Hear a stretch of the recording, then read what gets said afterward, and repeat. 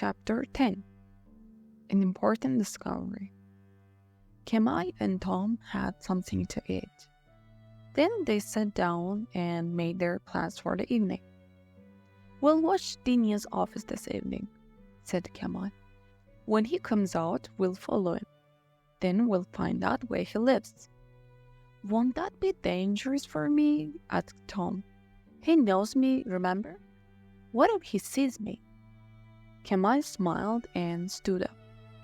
"I've thought about that, and I've got just what you need. Look." Kemal opened the drawer. "Put this on," he said. "A wig," said Tom. "And a false mustache, too. Go and try them on." Tom put on the wig and mustache. He looked in the mirror. "No one will recognize me now," he laughed. "Not even my own mother." "Good," said Kemal. "And if you also wear dark glasses, you will be completely disguised." It was 7 o'clock, and the shops and small businesses in the quiet street were closing. Tom and Kemal sat in the car, waiting patiently. "We'll be leaving soon," said Tom. Further down the street, they could see the entrance to Dinia's office. They sat in silence, watching. Time passed slowly. 7:10, 7:15.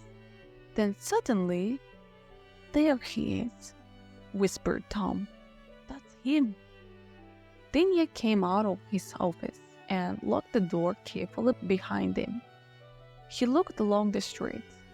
Then he walked over to a gray Mercedes car and got in. The Mercedes moved away from the pavement and drove along the street. It turned right onto the main road. "Let's go," said Kemal and drove down the street.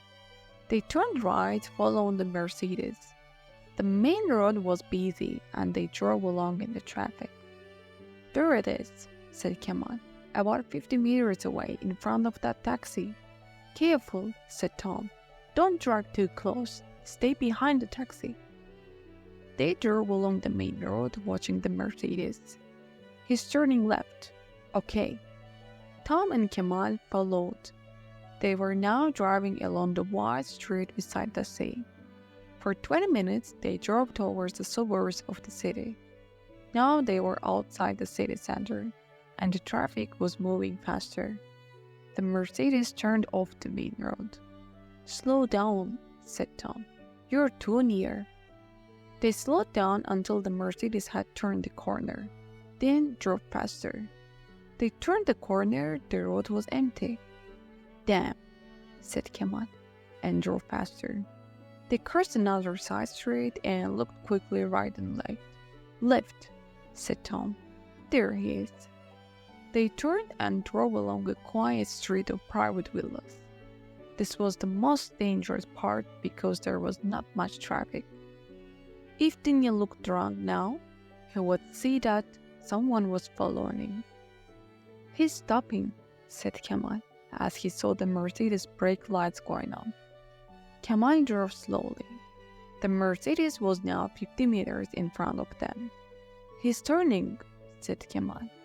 The Mercedes turned off the street and drove through the gates of a large villa. The villa was surrounded by trees and bushes. Already the gates were closing behind it as the Mercedes drove up to the house.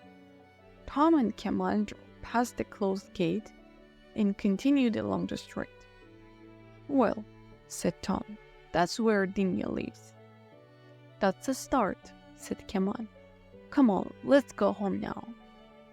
Back in Kemal's flat, they discussed what they had seen. "I think that Angela is in the villa," said Tom. Kemal agreed.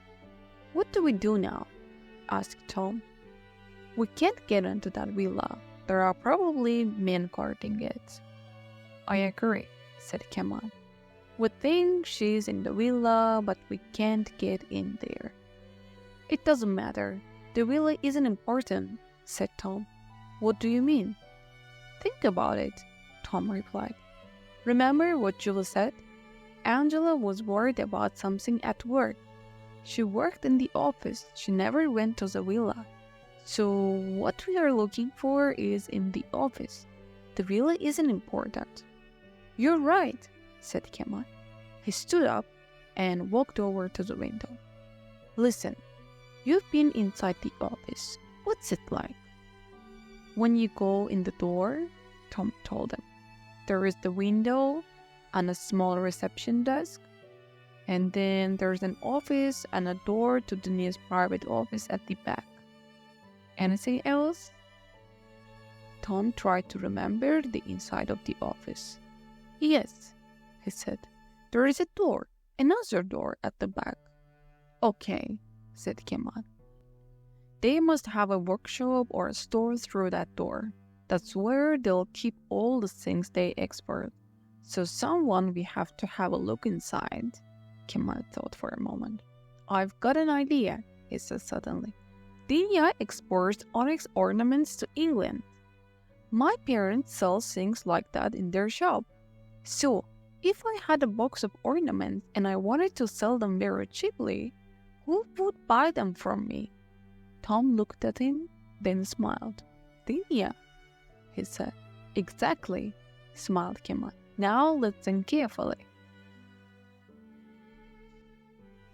Chapter 11. A Clever Trick. Ibrahim Dinya was alone in his private office. He was working at his desk, finishing some paperwork. He always did his paperwork alone before going home. He looked at his watch. Another 10 minutes, then he would be finished. There was a knock at the door. Dinya looked up from his papers. He didn't move. There was another knock, louder this time. He put the papers in his desk and locked it. Then he got up and went out into the office. He could see a man outside standing in the doorway. We're closed, he said through the glass door. Come back tomorrow. I'm sorry, said the man. It's urgent, please. Dinya was annoyed. He unlocked the door and opened it. We're closed, can't you see? I'm very sorry to bother you, said Kemal, but I was hoping to find someone here. I have a problem. You see, I need some money quickly. I must have it tomorrow morning, early. It doesn't matter why I need the money. That's my problem, but I have some onyx ornaments to sell and I heard you would be interested. He held out a beautiful onyx ashtray. Would you be interested in buying 50 of these? Dinya took the ashtray and looked at it carefully. Kemal could see he was interested. Very good quality, said Kemal. 50, did you say? That's right. They're in the car outside. How much do you want? Dinya asked. 15,000 lira for 50, said Kemal. That's too much, said Dinya. I'll give you 5,000. Please, I need the money urgently, said Kemal. Then you will accept 5,000, said Dinya. Kemal looked disappointed. All right, he said. You can have them for 6,000 lira. They're in a big box in the car. Could you please help me carry them? They're very heavy. Dinya went with him to the car. Together they carried the box into the office. This is really very kind of you, said Kemal. They are heavy. They carried the box to the back of the office. Kemal looked quickly at the door. Have you got it stored somewhere? He asked. I'm sure you don't want the box in your office. Dinya thought for a moment. He looked at the large box in his small office and said, One moment. He took a key from his pocket and unlocked the door. They picked up the box and carried it through into the workshop. It was a long, wide room with windows on one side. There were a lot of articles in the room. Onyx tables, lamps, ornaments, brass, and leather articles. On a workbench, there were rows of tools and cutting equipment. That is fine, said Dinya. Put it down here. They put down the box. Dinya took out his wallet. 6,000 lira, he said. At that moment, the telephone in his office rang. Dinya looked annoyed. "Excuse me, one moment," he said to Kemal. He went back to his private office. Kemal looked at his watch and smiled as Dinya disappeared through the door. Quickly, he looked round the workshop. There was a door at the other end. He looked out of the windows. Outside, there was a small courtyard, and at one end of the courtyard, a wall 2 meters high. On the workbench at the end of the workshop, there were several onyx table lamps. Kemal looked quickly at them. They had been cut in half with cutting instrument. The inside had been removed. Kemal looked closely. Suddenly, Kemal heard Dinya say goodbye. He turned quickly away from the workbench. "Sorry to keep you waiting," Dinya said as he came back in. "Not at all," said Kemal. "I can see you're a very busy man." Dinya counted out 6,000 lira. "Thank you," said Kemal. "I really need this money. Well, I won't take any more of your time." Dinya walked with him to the door into the street. "Thanks again," said Kemal. "Good night." "Good night," said Dinya and closed the door. Kemal went back to his car and drove home. Tom was waiting for him. "Did it work?" he asked as Kemal came into the apartment. "Perfectly," smiled Kemal. "My brother phoned just at the right moment when we were in the workshop. Dinya believed my story too, and he gave me a very low price for the onyx. What did you see in the workshop?" Kemal looked curiously. "Well, not very much, I'm afraid. It's just a workshop or a store. There were lots of onyx and leather articles, brass and tools. And there were some onyx lamps being repaired, I think. But there's a courtyard outside and another building opposite. I'm sure that it belongs to Dinya. And more important, there is a wall at one end of the courtyard, which isn't too high. Meaning that it wouldn't be too difficult to climb over it." Chapter 12. Disaster. The next morning, after breakfast, Tom and Kemal sat looking at a street map of Istanbul. "Look here," Kemal said. He pointed to a small street. "Dinya's shop is in this street. Now, look at the street behind his shop. We'll have to find the way into the courtyard from that side." "Do you know what that part of the city?" asked Tom. "Not very well. As far as I remember, there are only offices, warehouses, and workshops there. At night it will be quiet, but we'll have to be very careful." "Okay, we'll do it tonight," said Tom. They left Kemal's flat in Sicily at 10 o'clock and drove across the city to Dinya's shop. They parked the car 2 blocks from the workshop. There were not many street lights there and it was dark. "Come on," said Kemal. "We must walk from here." They walked along the dark streets. They were both wearing dark clothes. They came into the street which ran behind Dinya's workshop and courtyard. "You see," said Kemal quietly, "only offices, warehouses, and workshops. Nobody lives in this street. The courtyard must be up this alleyway behind these buildings." They looked up and down the dark street. No cars, no one in sight. "Let's go," whispered Kemal. They walked quickly up the alleyway. Tom's heart was beating fast, his mouth dry with fear. They stood behind one of the warehouses, beside the courtyard wall. Somewhere in the distance a dog barked.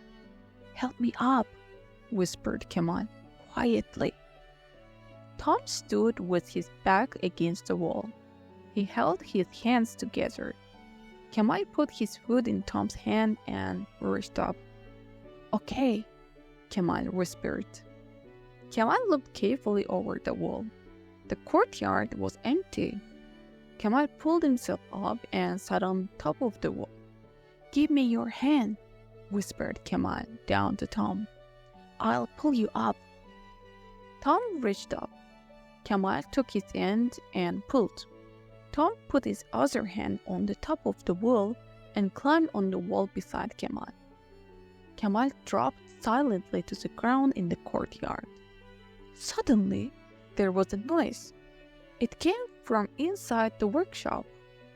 Kemal pointed to the side. They hurried silently over to the wall and waited.